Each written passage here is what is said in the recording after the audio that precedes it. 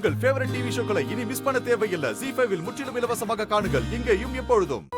ரெண்டாம் தாரமா கட்டி கொடுக்கறதுல என்னடா தப்பு இருக்கு? புருஷன் பொண்டாட்டியா சேர்ந்து வாடுறதுக்கு மனசு ஒத்துமையா இருந்தா போதும்டா. அப்படியே ஒன்னும் நம்ம கட்டாயப்படுத்தி கல்யாணம் பண்ணி வைக்க முடியாதுல்ல பாட்டி. நாளை பின்ன ஏதாவது ஆச்சுன்னா யார குத்த சொல்லுவாங்க? சும்மா நாமளே இப்படி வளவலன்னு பேசிட்டு இருந்தா என்ன அர்த்தம்? கட்டிக்க போறவங்க கதவை சாத்திட்டு உள்ள இருக்காங்க. அவங்கள கூப்பிட்டு ஃபர்ஸ்ட் என்ன ஏதுன்னு கேளுங்க. கரெக்ட் பேபி, நான் போய் இப்பவே கேட்டேன். நாம துளசி எவ்வளவு பெரிய முடிவு எடுக்க சொல்லியிருக்கோம். அப்படி எடுத்த கவித்தோன்னெல்லாம் பேசிட முடியாது. அவன் நிதானமா யோசிச்சு சொல்லட்டும்.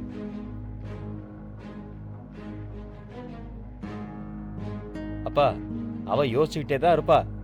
அதுக்காக நாம வெயிட் பண்ணிட்டு இருக்க முடியுமா? இப்படி யோசிச்சுட்டே இருந்தான்னா எத்தனை நாளைக்கு தான் நாம பார்த்துட்டு இருக்க முடியும்? ஏதோ உங்களுக்கு அப்புறம் நான் பார்த்துப்பேன். அதுக்கப்புறம் யார் இருக்கா? என் பொண்ணை யாரும் பார்க்க வேண்டாம். அவளுக்கு கல்யாணம் நடக்கிற வரைக்கும் நான் உயிரோட தான் இருப்பேன். நான் பார்த்துப்பேன். நான் அவளை பார்த்துப்பேன். அவளை நான் உங்க யாருக்குமே சுமையா விட்டுட்டு போக மாட்டேன். லட்சுமி, நான் இப்ப என்ன சொன்னேன்? எதுக்கு அழுதுட்டு இருக்கீங்க இப்படி? வேண்டாம், பேசுனதெல்லாம் போதும். நீங்க யாரும் எதுவும் சொல்ல வேண்டாம். எனக்கு எல்லாமே தெரியும். நான் கும்பிடுற சாமி என் பொண்ணுக்கு கெட்டது பண்ணாது.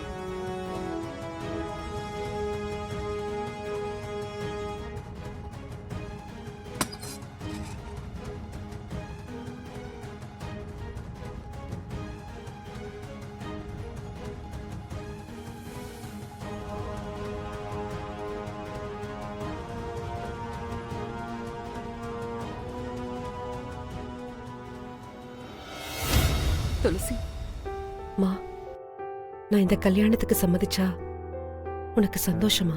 அது இல்ல துளசி, நீ நல்லா யோசிச்சதுக்கு அப்புறம் நான் கேக்குறதுக்கு மட்டும் பதில் சொல்லுமா. நான் சம்மதிச்சா உனக்கு சந்தோஷமா? இத பாரு, உனக்கு கல்யாணமாகி பொண்ணு குடும்பம் குழந்தைன்னு பாக்கதானே அம்மா இவ்வளவு நாளா தவம் கிடக்குற. சரிம்மா, நான் இந்த கல்யாணத்துக்கு ஒத்துக்கிறேன்.